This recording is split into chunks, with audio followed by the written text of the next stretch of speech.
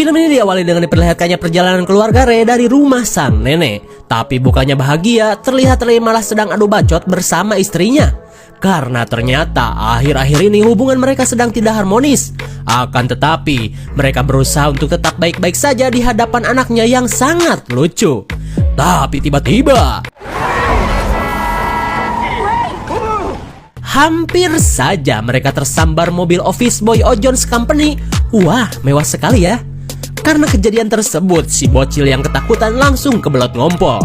Melihat anaknya rewel, Ray langsung mencari rest area daripada si anaknya cewer di dalam mobil.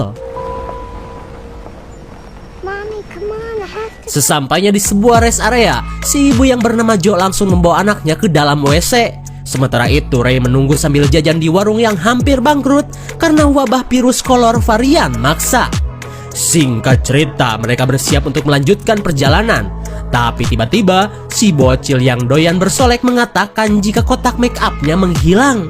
Dirasa benda itu ketinggalan sewaktu ngompol, Jo pun pergi mencarinya di dalam WC. Sementara Ray berusaha mencarinya di dalam mobil. Dan saat kedua orang tuanya sedang sibuk, tiba-tiba si bocil tertarik dengan sebuah balon di lokasi proyek yang kehabisan modal.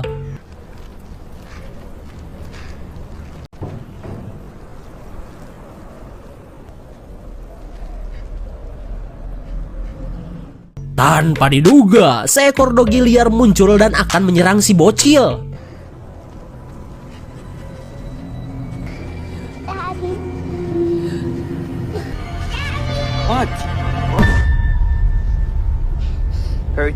Melihat anaknya dalam bahaya, Ray menyuruh si bocil untuk tetap tenang. Lalu Ray mencari sesuatu untuk mengusir dogi tersebut.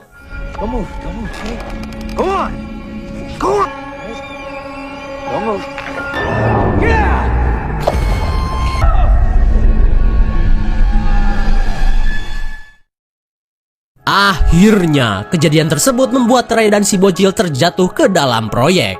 Setelah beberapa saat, Ray tersadar setelah pingsan akibat benturan keras di kepalanya.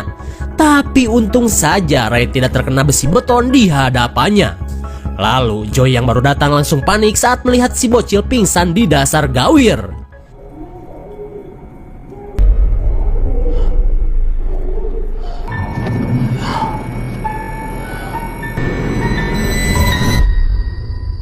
Dan tak lama kemudian, tiba-tiba Ray mendengar panggilan anaknya. Dan sungguh mukjizat, si anak ternyata tidak mengalami luka serius dan hanya mengalami patah tulang di lengannya saja.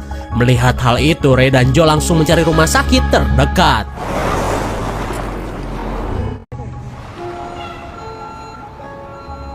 Sesampainya di rumah sakit, Ray melihat kesibukan di rumah sakit yang baru pertama kali ia datangi ini.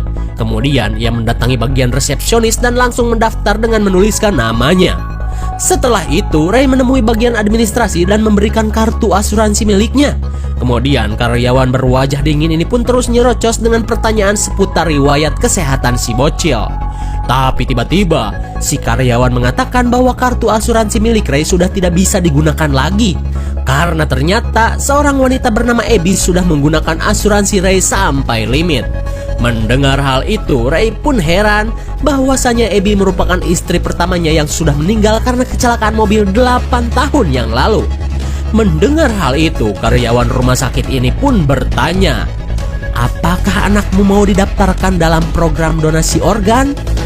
Mendengar pertanyaan tersebut, sontak Ray dan Jo pun kaget dan jelas menolaknya. Ray pun semakin aneh dengan karyawan rumah sakit yang begitu detail menanyakan kondisi tubuh anaknya ini. Ada apa sebenarnya dengan rumah sakit ini? Dan setelah itu, karyawan ini pun menemui atasannya yang berada di luar ruangan. Entah apa yang sedang mereka bicarakan, Ray pun merasa ada sesuatu yang gak beres di rumah sakit ini. Singkat cerita, si bocil menjalani pemeriksaan oleh seorang dokter bernama Bertram. Now look at my shoulder. Perry, look at my... Most beautiful eyes I've ever... Matamu indah sekali, nak. Aneh sekali, yang diperiksa tangan tapi yang diperhatikan malah matanya. Kemudian si dokter mengatakan bahwa ada yang lebih serius dari cedera di tangan si bocil. Si dokter pun merasa ada yang gak beres dengan otak si bocil akibat dari benturan. Terlihat Ray dan Jo pun kaget mendengar hasil pemeriksaan itu. Lantas si dokter pun menyarankan agar si bocil segera melakukan pemindaian di bagian kepala. Setelah Ray dan Joe setuju, mereka pun bersiap membawa Joe ke bagian lab rumah sakit. Lalu, keluarga Ray ditemui seorang dokter lainnya yang akan membawa si bocil menuju lab. Dengan memberikan sebuah boneka dogi, dokter baik ini pun berusaha agar si bocil tetap ceria. Dan tak lama kemudian, mereka pun langsung menuju lab. Tapi karena hanya satu orang yang boleh menemani pasien, akhirnya Ray hanya bisa menunggu di lobi, sedangkan Joe menemani si bocil. Singkat cerita, beberapa jam berlalu, Ray terbangun karena bermimpi buruk tentang anaknya. Kemudian Ray merasa heran karena sampai saat ini anak dan istrinya belum juga kembali dari ruangan lab. Lalu Ray pergi ke toilet untuk sekedar membasuh belek dan jigong di wajahnya. Namun ia merasa heran dengan luka di jidatnya yang sudah seperti diobati. Tapi ia tidak ingat kapan semua itu terjadi. Akan tetapi, Ray lebih kepikiran dengan anak dan istrinya yang sampai saat ini belum juga nongol. Saat kembali ke ruang tunggu, seseorang sudah mengetahui akan kekhawatirannya. Rupanya wanita ini juga merasakan hal yang sama seperti Ray. Karena ternyata sudah beberapa jam suaminya belum juga datang setelah masuk ke dalam ruangan lab. Mendengar kabar tersebut, sontak membuat Ray semakin khawatir dengan keluarganya. Kemudian Ray menuju resepsionis yang ternyata sudah berganti shift. Ia pun menanyakan pasien atas nama anaknya yang bernama Perry Monroe. Akan tetapi, karyawan rumah sakit ini tidak menemukan nama si bocil di dalam daftar pasien. Dirasa makin aneh, Ray pun memaksa agar wanita ini bertanya kepada para perawat yang biasa melakukan pemindaian.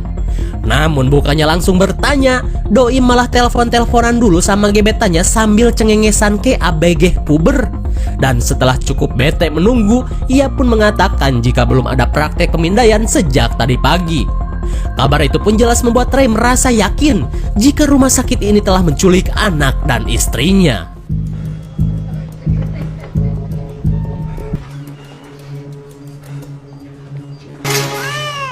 What the hell? Do you mind? So sorry, I'm just...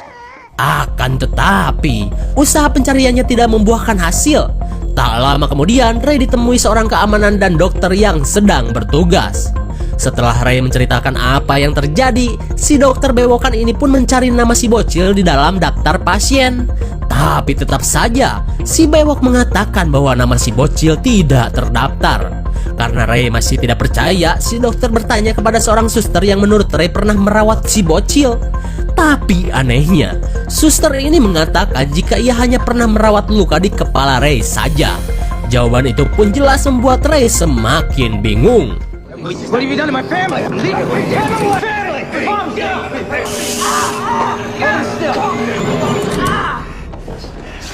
Cannot have... Setelah mendapat bius, Ray pun dibawa ke sebuah ruangan. Dan karena kelakuannya, mereka pun akhirnya mengunci Ray dalam sebuah ruangan. Kemudian Ray yang masih oleng berusaha mencari obat untuk menangkal bius tersebut. Karena bagaimanapun caranya, Ray harus segera mencari keluarganya.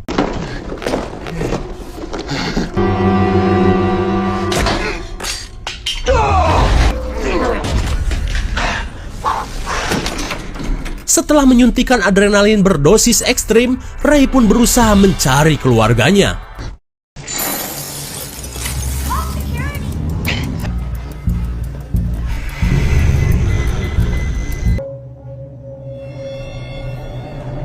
Hey, you!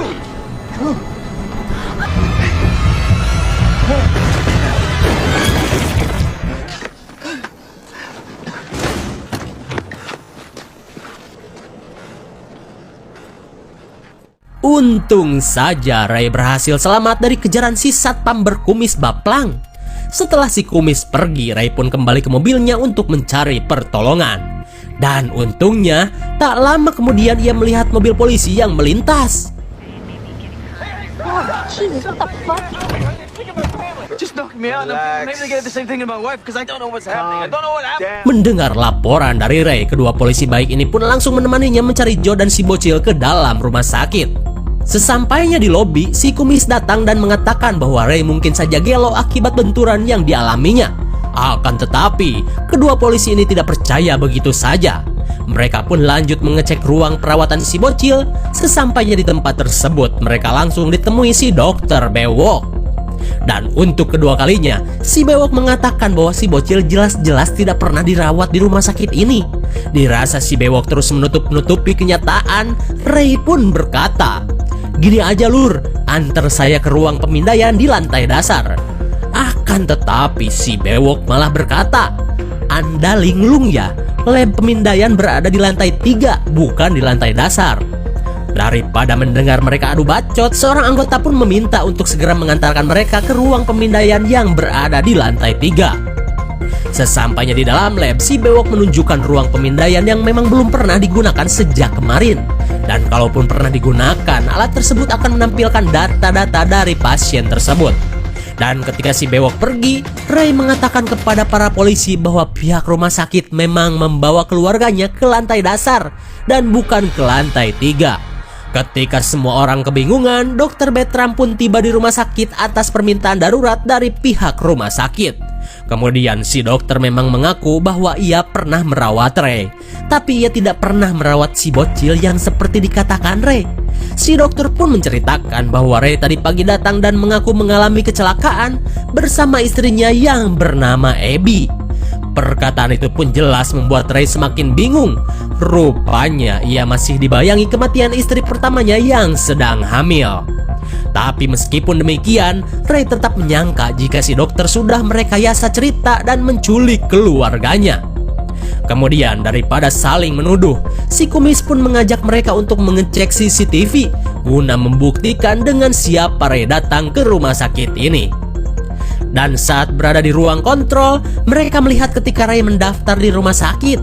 Tapi anehnya, Joe dan si bocil tak pernah terlihat. Ketika Ray kebingungan, kedua polisi ini merasa jika Ray sudah mempermainkan mereka. Akan tetapi, Ray masih saja meyakinkan kedua polisi ini untuk percaya dan membantunya. Kemudian saat kembali ke bangsal perawatan, tiba-tiba Ray menemukan sebuah syal milik anaknya. Ray pun semakin yakin jika anaknya pernah dirawat di rumah sakit ini.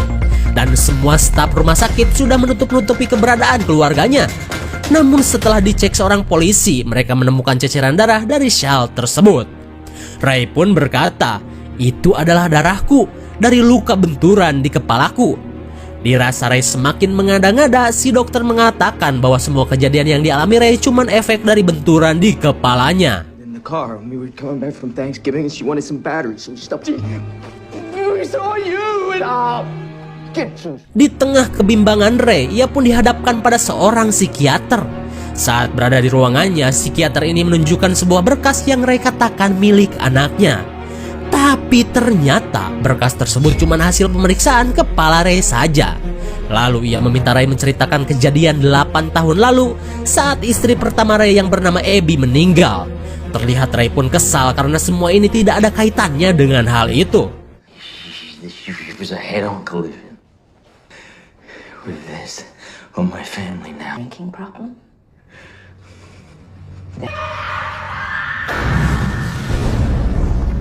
Meski Ray terlihat panik dan linglung, tapi Ray tetap kekeh jika keluarganya telah diculik. Oke, untuk membuktikan semua perkataannya, psikiater ini berniat untuk menyelidiki awal mula kejadian yang menimpa keluarga Ray di lokasi proyek.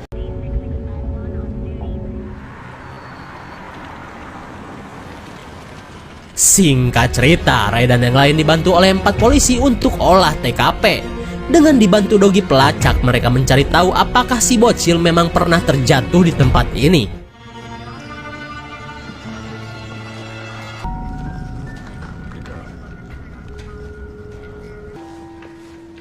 We got something. Please. Just give that to me. Give that to me. This Perry special Perry. Akhirnya, satu lagi bukti keberadaan si bocil sudah ditemukan. Terlihat Ray pun merasa lega karena apa yang ia katakan semakin terbukti. Tapi tak lama kemudian, polisi menemukan berkas darah yang begitu banyak di tempat ini. Melihat kenyataan itu, Ray pun malah dituduh melakukan pembunuhan pada keluarganya. Namun Ray mengaku jika darah itu berasal dari benturan di kepalanya. Lah masa sebanyak ini? Kemudian Ray pun menceritakan semua kejadiannya dari awal. From the things we fear. From the Akan tetapi, psikiater ini malah menganggap jika konflik rumah tangganya lah yang membuat Ray menghabisi anak dan istrinya. Psikiater ini pun merasa yakin jika cedera di kepala dan trauma dari masa lalu bisa menimbulkan halusinasi yang kronis. Lalu ia pun meminta Ray untuk menunjukkan di mana Ray menyembunyikan jasad keluarganya. Mendengar perkataan psikiater ini, Ray pun seolah tidak percaya jika ia melakukan hal semengerikan itu. Tapi karena Ray malah terdiam, polisi pun langsung menjadikannya tersangka atas dugaan pembunuhan. Tapi tiba-tiba Used against you in a court of law. You have the right to an attorney. If you cannot afford melihat Doggy yang pernah mengganggu anaknya, Ray pun merasa yakin jika apa yang ia katakan adalah kenyataan dan bukan halusinasi. No, Ray! Put it down! Put it down! Put down all your guns! Dengan ancamannya, Ray menyuruh mereka untuk masuk ke dalam toko. Get in, everyone in. Come on, come on. But we'll see.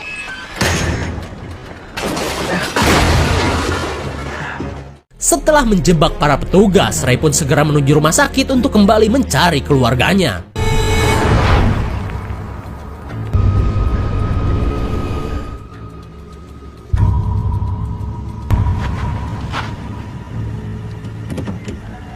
Sesampainya di rumah sakit, Ray yang berbekal pistol langsung menuju lantai dasar yang sedari awal memang menjadi pusat kecurigaannya.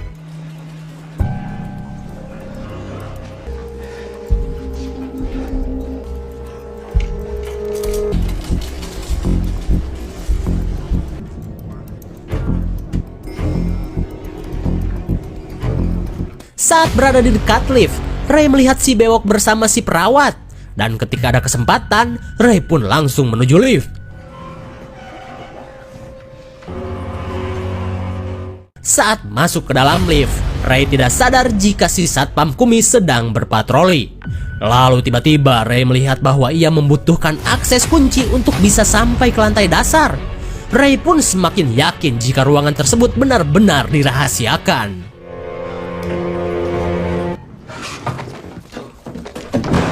Tanpa diduga, Ray malah berpapasan dengan si kumis baplang. Setelah berhasil menyergap si kumis, Ray mengatakan jika ia cuma ingin bertemu keluarganya dan meminta kunci akses.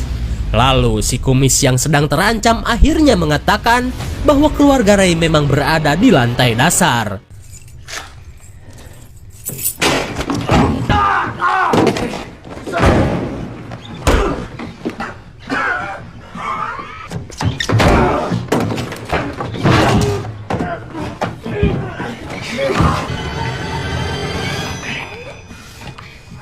Akhirnya satpam berdedikasi ini pun tewas.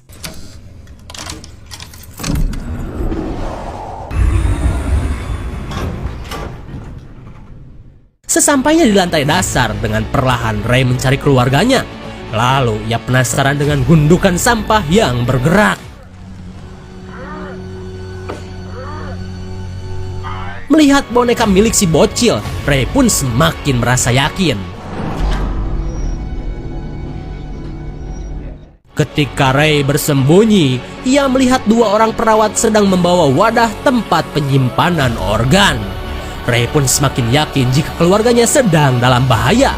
Kemudian Ray pun langsung mencari ke ruang operasi. Saat berada di ruang operasi, Ray penasaran dengan dua jasad di hadapannya. Ternyata dugaan Ray benar. Jika rumah sakit ini memang melakukan praktek panen organ. Akhirnya, Ray berhasil menemukan anaknya yang akan di-unboxing.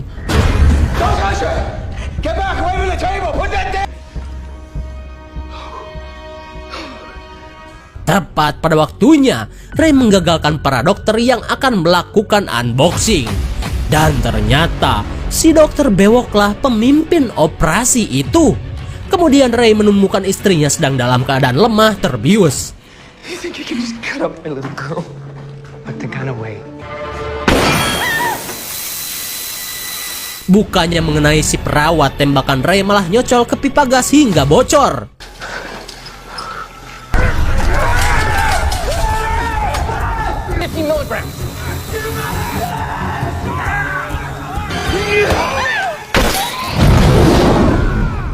Untung saja ledakan tersebut membuat para dokter kopet ini berantakan. Dan hingga pada akhirnya Ray bisa membawa keluarganya kabur. Tapi tiba-tiba Stop! Just want to help you. Why don't you just put the gun down? setelah dengkul si dokter bocor, Ray pun lanjut meninggalkan rumah sakit. Halo, stay warm.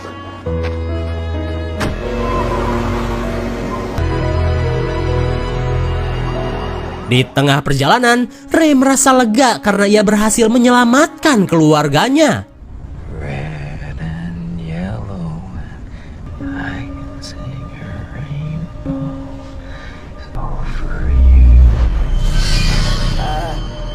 Oh, ternyata orang yang dibawa Ray bukanlah keluarganya, melainkan seorang pasien yang sedang menjalani operasi.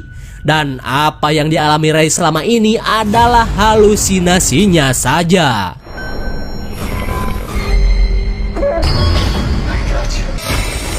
You're deeply confused.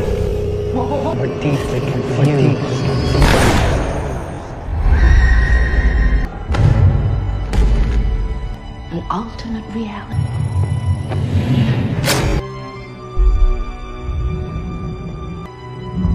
And the horrors we can't imagine.